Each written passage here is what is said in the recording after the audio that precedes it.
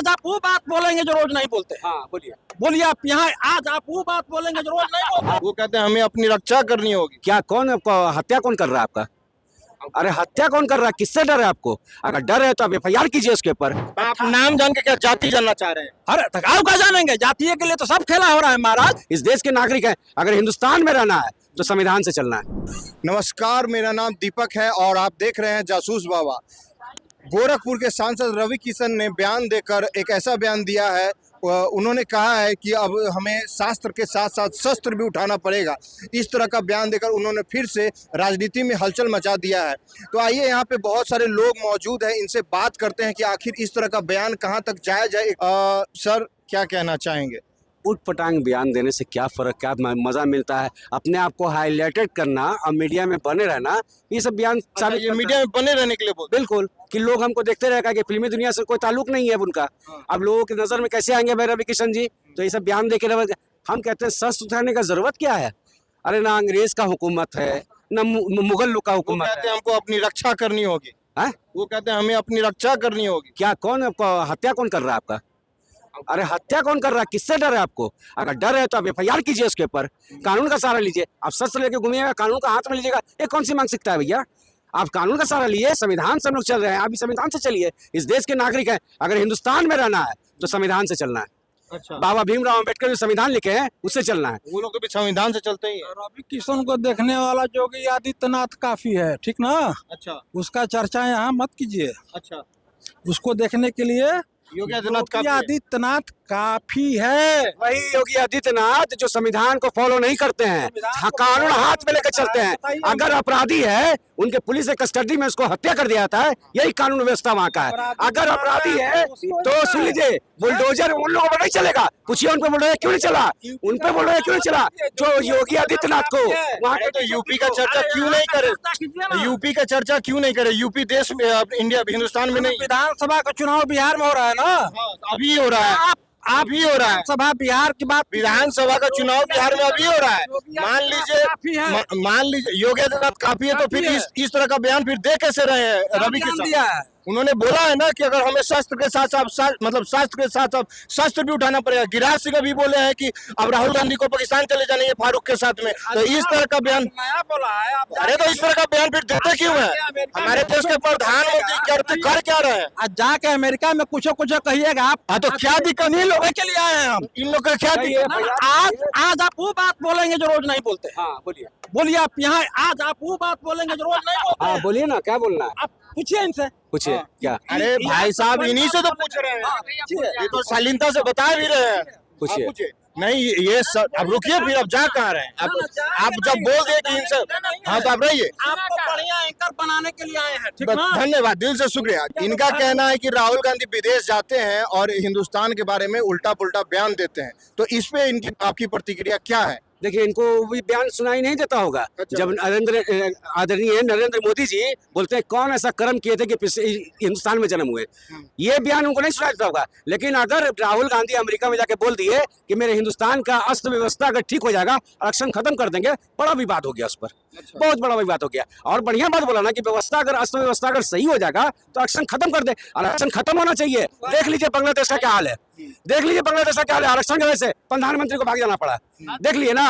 तो हम तो चाहते हैं आरक्षण खत्म हो जाए, आप एजुकेशन पे बढ़ावा दीजिए। पढ़ेगा इंडिया, बढ़ेगा इंडिया, ठीक है? अब उसे बढ़ावा दीजिए। आपका नाम क्या है? आरक्षण खत्म हो जाए, आरक्षण खत्म हो जाए। अरे तो आप माइक में बोलिए ना, आरक्षण खत्म हो जाए, आपका कहना है? हम तो चाहते हैं कि आरक्षण खत्म हो जाए, पढ़ने का मौका मिले। 18% का नाम लीजिए, आरक्षण खत्म हो जाए। आप नाम जान के क्या जाति जानना चाह रहे हैं? अरे तकाव का जानेंगे, जातीय के लिए तो सब खेला हो रहा है महाराज। जाति किसी का जाति पता करना, ये तो 2015 के चुनाव में मोहन भागवत बोला था कि आरक्षण का समीक्षा करेंगे। बिहार चुनाव हार गई एनडीए, ठीक ना? आज ये बोल रहे हैं कि आरक्षण समाप्त होना चाहिए। हाँ, रोज रोज तेजस्वी यादव को मुख्यमंत्री बनाते हैं, तो क्या राजद आरक्षण समाप्त करने की ओर बढ़ रही है? बताइए। बिल्कुल। देखिए, नेता लोग क्या बात कर रहे हैं, नहीं बात कर रहे हैं। हम मेरा जो सोच है, मेरा जो व्यक्तिगत सोच है कि आरक्षण खत्म करके 18% जो एजुकेशन में टैक्स लगा है, हर जाति के लोग, हर ऊंची जाति, नीची जाति या डोम चमार जितने भी लोग हैं, सबको एक समान पढ़ाने का मौका मिलेगा। तो जितना पढ़ेगा इंडिया, इंजीनियर बनेगा, डॉक्टर बनेगा, जितना पढ़ेगा इंडिया, पढ़ेगा इंडिया। ठीक है, हम व्यक्तिगत मानो ताली बजा रहे हैं इनके बात। हाँ, आरक्षण खत्म। आप इनके बातों से सहमत हैं? हाँ, ताली बजाते हैं कि आरक्षण खत्म करने की नुमाइशी कर रहे हैं। हाँ, हम ताली बजाते हैं। चलिए, तो थोड़ी देर पहले आप इनसे इतना नाराज क्यों थे? इनके बात पर हम ताली बजाते हैं, अपनी बात पर नहीं, इनकी बात पर ताली बजाते हैं कि रोज मोदी आरक्षण खत्म कर रहा है, नीतीश आरक्षण खत्म कर रहा है। आज हम इन्हीं लोगों के लिए आए हैं। अरे तो इनके पास ज्ञान है तभी तो बोल रहे हैं। क्या ज्ञान? मान लीजिए ये आजाद देश, आप सुनिए, बढ़िया एंकर बनिए, इन लोगों को छोड़िए। अब 5 आदमियों को पकड़े रहते हैं ना, लेकिन 50 आदमी आपके आजू बाजू से निकल जाता है, अच्छा वो आपका वोटर नहीं है। इसको दिमाग में रखिए आप।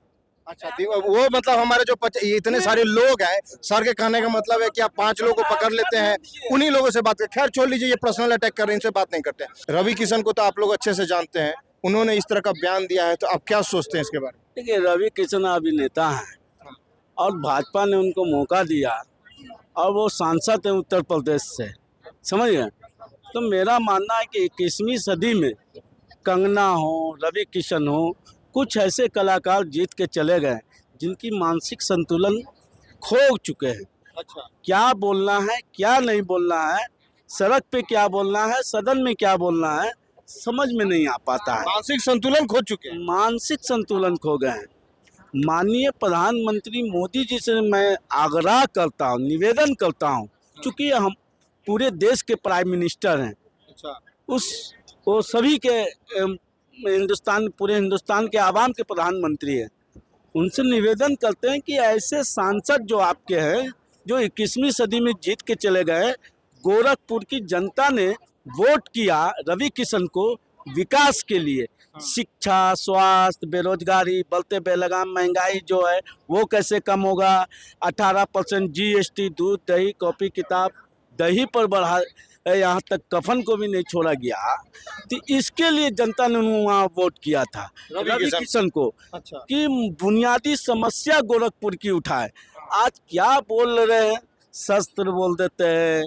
लेकिन आप क्या लगता है क्यों इस तरह का बयान देते हैं? कोई हर एक 2-4 दिन के ऊपर कोई ना कोई एक नेता आता है, इस तरह का बयान देता है। अभी आधे घंटे पहले की खबर है, गिरिराज सिंह ने बोला है राहुल गांधी को पाकिस्तान चले जाना चाहिए। तो मतलब इस तरह का बयान कहाँ से देते हैं? मतलब वो इस तरह के जो हमारे मोदी जी हैं, वो इन सारे नेताओं पे कुछ लगाम तक नहीं लगा। ये गिरिराज सिंह का जो कहना है, हम तो आपको बता दिया कि वो एक वरिष्ठ नेता हैं और भाजपा के नेता हैं गिरिराज बाबू। और इस तरह का उनका बयान कोई पहला बयान नहीं है, इसी तरह का कई बयान वो दे चुके हैं पूर्व में। और भाजपा के आला कमान जो है JP नड्डा और माननीय प्रधानमंत्री जी, उन तमाम लोगों से निवेदन करेंगे कि आपके सांसद रह रहकर बैकी बातें और बैकी बोल देते हैं। अब बताइए, लगातार जिस तरह से कंगना हो, गिरिराज सिंह हो, राहुल गांधी पर हमला भर हैं, और इस तरह से हमला करना एक राजनीतिक में एक ये हो सकता है, राजनीतिक दृष्टिकोण से। जैसे कंगना रनावत ने उन्होंने अभी आज या कल का बयान है उनका, उन्होंने बोला है कि जो पहले की सरकार थी वो जमीन बेचकर, पंजाब की जो सरकार थी वो जमीन बेचकर राहुल गांधी, सोनिया गांधी को पैसा दिया करती थी। कंगना तो कह ही चुकी है अपने इंटरव्यू में कि 2014 में देश आज़ाद हुआ था। जिसको देश की आज़ादी का मालूम नहीं, जिस सांसद को, उस सांसद से क्या उम्मीद लगा बैठिएगा आप? तो मंडी की जनता भी वोट देकर अपने आप को ठगा महसूस कर रहा है, और सही गोरखपुर की जनता भी वोट देके ठगा सा महसूस कर रहे हैं, और सही बेगूसराय की जनता भी गिरिराज बाबू को वोट देकर दूसरी मरतबा ठगा सा महसूस कर रहे हैं। तो गिरिराज बाबू जिस तरह से राहुल गांधी पर हमला करते हैं, ये लोकतंत्र के लिए खतरा है और लोकतंत्र के दायरे में नहीं आता है। अब मर्यादा में रह के कोई भी नेता हो और कोई भी एक्सपर्ट हो बोलने वाला बिहार का, मर्यादा में रह के बोलना चाहिए और खुद का गिरीबान झांक लेना चाहिए। जिसकी देश की आज़ादी में कोई भूमिका ना हो, वो इस तरह का बात करता है, उनके मुंह से अच्छा नहीं लगता है। तो मेरा मानना है ना कि ऐसे नेताओं पे कमान कसे जेपी नड्डा साहब, चूंकि भाजपा के आला कमान है, नहीं कसिएगा तो कहीं ना कहीं आपके प्रति, पार्टी के प्रति अविश्वास पैदा होगा, लोगों में खराब मैसेज जाएगा। तो कम से कम देश की आज़ादी में रोल अच्छा ना हो तो कम से कम देश को संवारने में तो रोल अच्छा अदा कीजिए।